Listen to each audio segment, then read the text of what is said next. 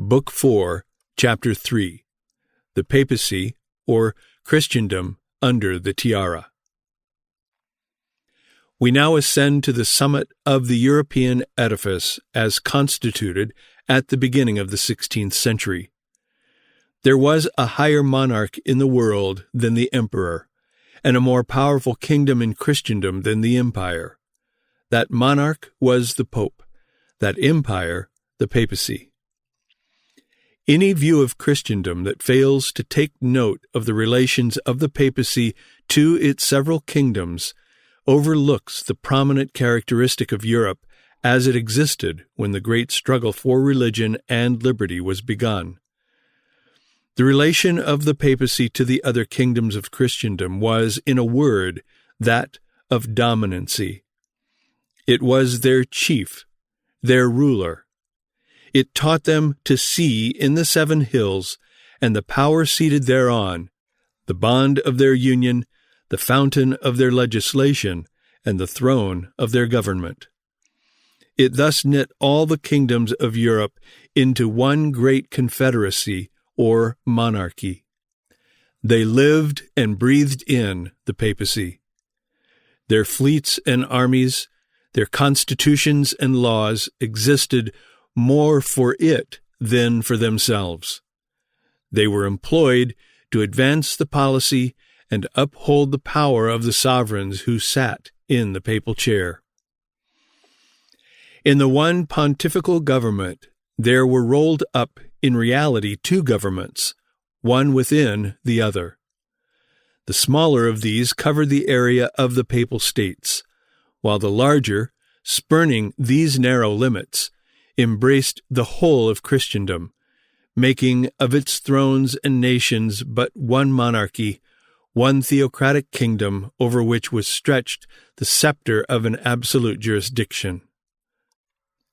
In order to see how this came to pass, we must briefly enumerate the various expedients by which the Papacy contrived to exercise jurisdiction outside its own special territory, and by which it became the temporal, not less than the spiritual head of Christendom, the real ruler of the kingdoms of medieval Europe.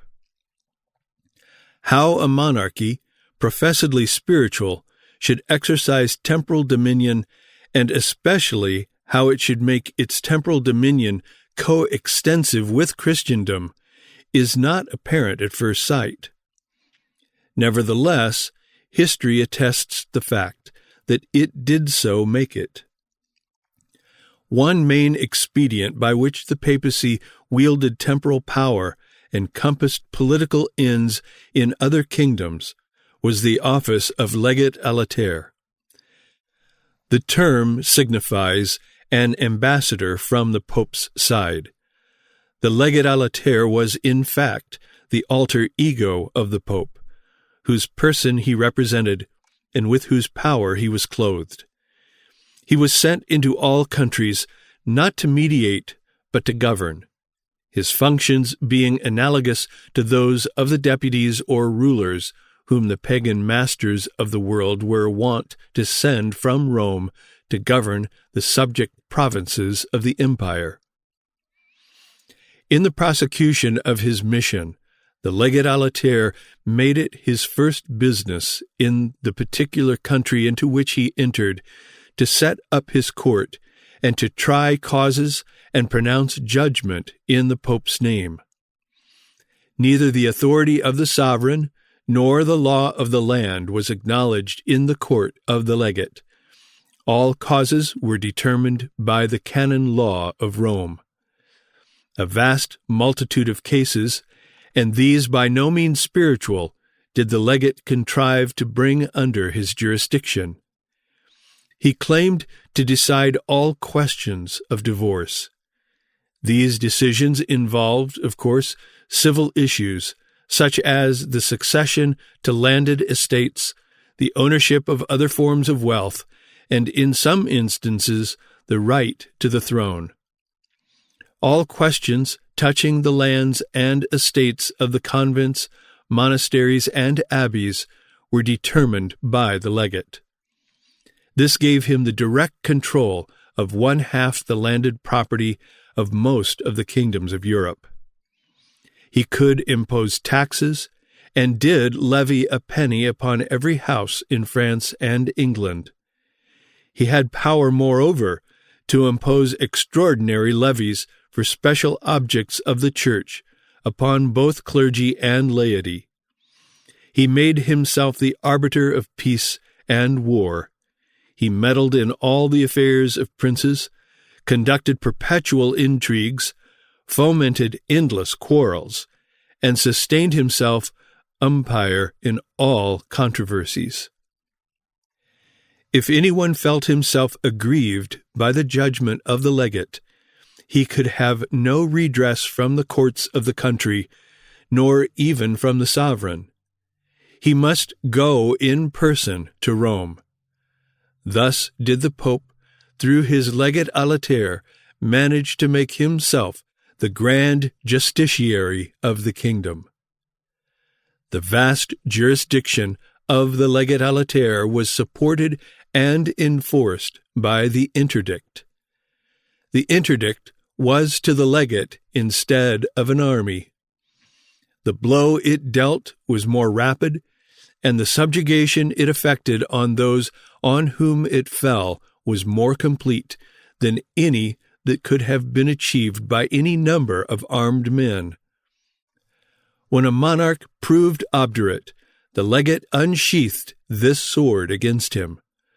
The clergy throughout the length and breadth of his kingdom instantly desisted from the celebration of the ordinances of religion. All the subjects were made partners with the sovereign in this ghostly but dreadful infliction.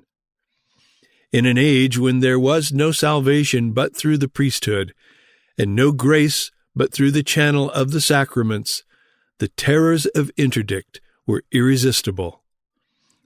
All the signs of malediction everywhere visible throughout the land on which this terrible chastisement had been laid struck the imagination with all the greater force that they were viewed as the symbols of a doom which did not terminate on earth, but which extended into the other world. The interdict in those ages never failed to gain its end, for the people, punished for the fault, real or supposed, of their sovereign, broke out into murmurs, sometimes into rebellion, and the unhappy prince found in the long run that he must either face insurrection or make his peace with the Church. It was thus the shadow of power only which was left the king. The substance of sovereignty, filched from him, was carried to Rome and vested in the chair of the Pope. Another contrivance by which the papacy, while it left to princes the name of king, took from them the actual government of their kingdoms, was the concordat. These agreements or treaties between the Pope and the kings of Christendom varied in their minor details, but the leading provisions were alike in all of them, their keynote being the supremacy of Rome and the subordination of the state with which that haughty power had deigned to enter into compact. The concordat bound the government with which it was made to enact no law, profess no religion, open no school, and permit no branch of knowledge to be taught within its dominions until the Pope had first given his consent. Moreover, it bound it to keep open the gates of the realm for the admission of such legates, bishops, and nuncios as the Pope might be pleased to send thither for the purpose of administering his spiritual authority, and to receive such bulls and briefs as he might be pleased to promulgate, which were to have the force of law in the counter whose rights and privileges these missives very possibly invaded, or altogether set aside. The advantages secured by the contracting parties on the other side were usually of the most meager kind, and were respected only so long as it was not for the interests of the Church of Rome to violate them. In short, the Concordat gave the Pope the first place in the government of the kingdom, leaving to the sovereign and the estates of the realm only the second. It bound down the prince in vassalage and the people in serfdom, political and religious. Another formidable instrumentality for compassing the same ends was the hierarchy. The struggle commenced by Hildebrand regarding investitures ended in giving to the Pope the power of appointing bishops throughout all the empire. This placed in the hands of the pontiff the better half of the secular government of its kingdoms. The hierarchy formed a body powerful by their union, their intelligence, and their reverence, which waited on their sacred office. Each member of that body had taken a feudal oath of obedience to the Pope. The bishop was no mere priest. He was a ruler as well, being possessed of jurisdiction, that is, the power of law, the law he administered being the canon law of Rome. The chapter was but another term for the court by which the bishop exercised that jurisdiction, and as it was a recognized doctrine that the jurisdiction of the bishop was temporal as well as spiritual, the hierarchy formed in fact a magistracy, and a magistracy planted in the country by a foreign power under an oath of obedience to the power that had appointed it, a magistracy independent of the sovereign and wielding a combined temporal and spiritual jurisdiction over every person in the realm and governing him alike in his religious acts, in his political duties, and in his temporal possessions. Let us take the little kingdom of Sardinia as an illustration. On the 8th of January, 1855, a bill was introduced into the Parliament of Turin for the suppression of convents and the more equal distribution of church lands. The habitable portion of Sardinia is mostly comprised in the rich valley of the Po, and its population amounts only to about 4.5 millions. Yet it appeared from the bill that in this small territory there were 7 archbishops, 34 bishops, 41 chapters, with 860 canons attached to the bishoprics, 73 simple chapters with 470 canons, 1,100 livings for the canons, and lastly, 4,247 parishes with some thousands of parish priests. The domains of the Church represented a capital of 400 millions of francs, yielding a yearly revenue of 17 millions and upwards. Nor was even this the whole of the ecclesiastical burden borne by the little state. To the secular clergy, we have to add 8,563 persons who wore cowls and veils. These were distributed into 604 religious houses whose annual cost was 2.5 millions of francs. There were thus from 12 to 20,000 persons in Piedmont, all under oath, or under vows equivalent to an oath, to obey only the orders that came from Rome. These held 1/4 of the lands of the kingdom. They were exempt from the jurisdiction of the laws. They claimed the right of dictating to all the subjects of the realm how to act in every matter in which duty was involved, that is, in every matter absolutely, and they had the power of compelling obedience by penalties of a peculiarly forcible kind. It is obvious at a glance that the actual government of the kingdom was in the hands of these men, that is, of their master at Rome. Let us glance briefly at the other principalities of the peninsula, the Levitical state, as Italy was wont to be called. We leave out of view the secular clergy with their gorgeous cathedrals, so rich in silver and gold, as well as in statuary and paintings. Nor do we include their ample church lands and their numerous dues drawn from the people. We confine ourselves to the ranks of the cloister. In 1863, a project of law was tabled in the Italian Chamber of Deputies for their suppression. From this project it appeared that there were in Italy 84 orders of monks distributed in 2,382 religious houses. Each of these 84 orders had numerous affiliated branches radiating over the country. All held property, save the 4 mendicant orders. The value of the conventional property was estimated at 40 million lire, and the number of persons made a grand total of 63,239.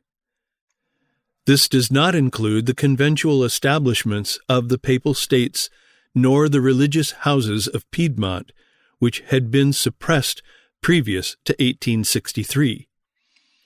If we take these into account, we cannot estimate the monastic core of Italy at less than 100,000.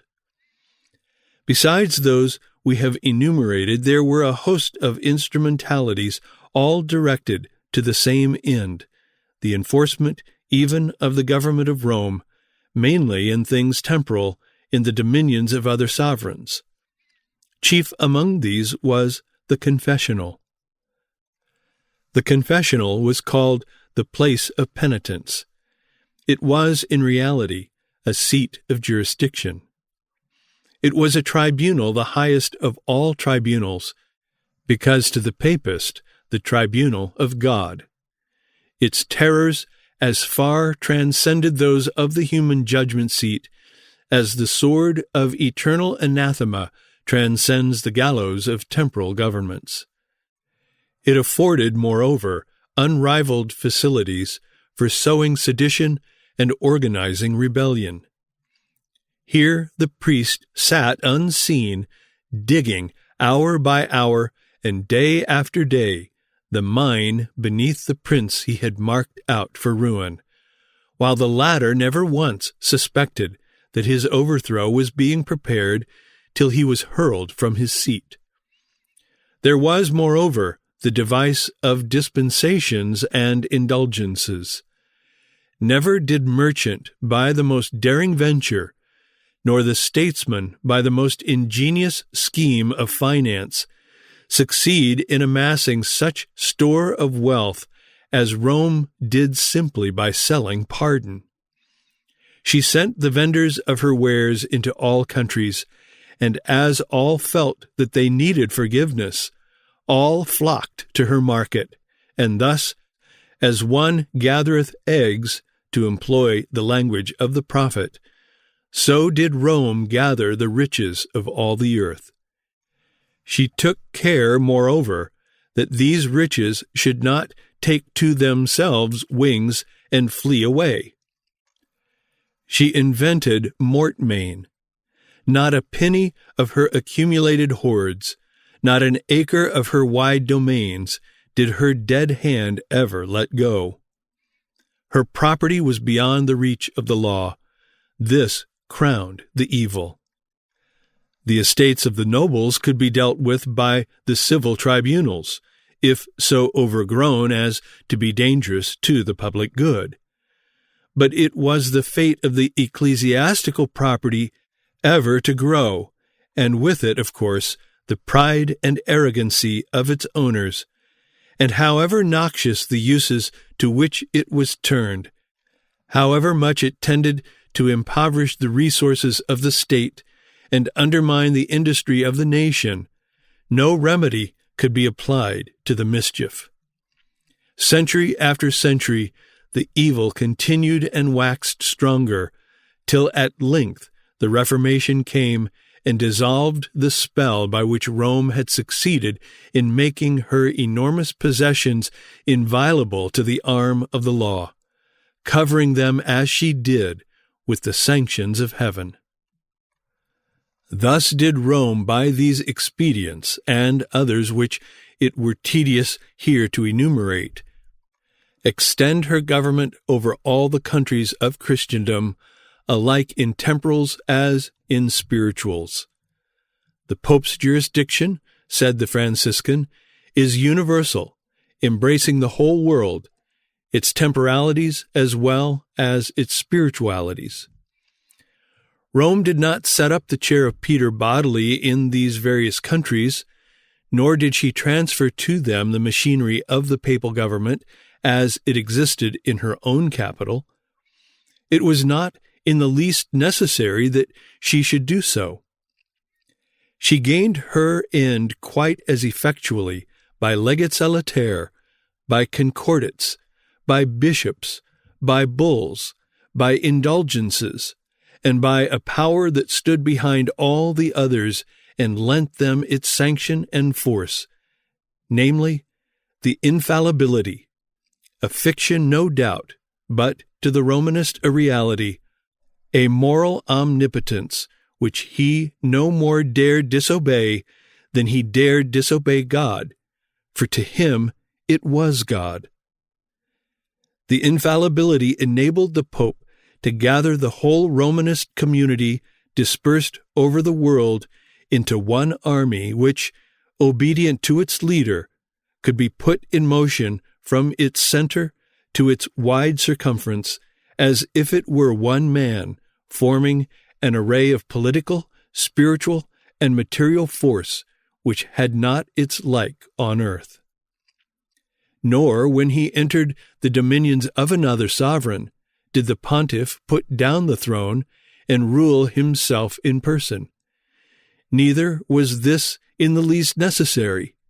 He left the throne standing, together with the whole machinery of the government tribunals, institutions, the army, all as aforetime, but he deprived them of all force, and converted them into the instrumentalities and channels of papal rule. They were made outlying portions of the pontifical monarchy. Thus did Rome knit into one great federation the diverse nationalities and kingdoms of Western Europe. One and the same character, namely, the theocratic, did she communicate to all of them. She made all obedient to one will and subservient to one grand scheme of policy. The ancient Rome had exhibited a marvelous genius for wielding the nations into one and teaching them obedience to her behests. But her proudest triumphs in this field were eclipsed by the yet greater success of papal Rome. The latter found a more powerful principle of cohesion wherewith to cement the nations than any known to the former, and she had, moreover, the art to imbue them with a spirit of profounder submission than was ever yielded to her pagan predecessor, and, as a consequence, while the empire of the Caesars preserved its unity unbroken, and its strength unimpaired for only a brief space, that of the popes has continued to flourish in power and great glory for well nigh 1,000 years. Such was the constitution of Christendom as fully developed at the end of the 15th and beginning of the 16th century. The verdict of Adam Smith, pronounced on Rome, viewed as the head and mistress of this vast confederation, expresses only the sober truth. The Church of Rome, said he, is the most formidable combination that ever was formed against the authority and security of civil government, as well as against the liberty, reason, and happiness of mankind. It is no mere scheme of ecclesiastical government that is before us, having for its aim only to guide the consciences of men in those matters that appertain to God and the salvation of their souls. It is a so-called superhuman jurisdiction, a divine vicegerency set up to govern men in their understandings and consciences, in their goods, their liberties, and their lives. Against such a power, mere earthly force would have not availed. Reason and argument would have fought against it in vain. Philosophy and literature, raillery and skepticism would have shot their bolts to no purpose. A divine assailant only could overthrow it. That assailant was Protestantism.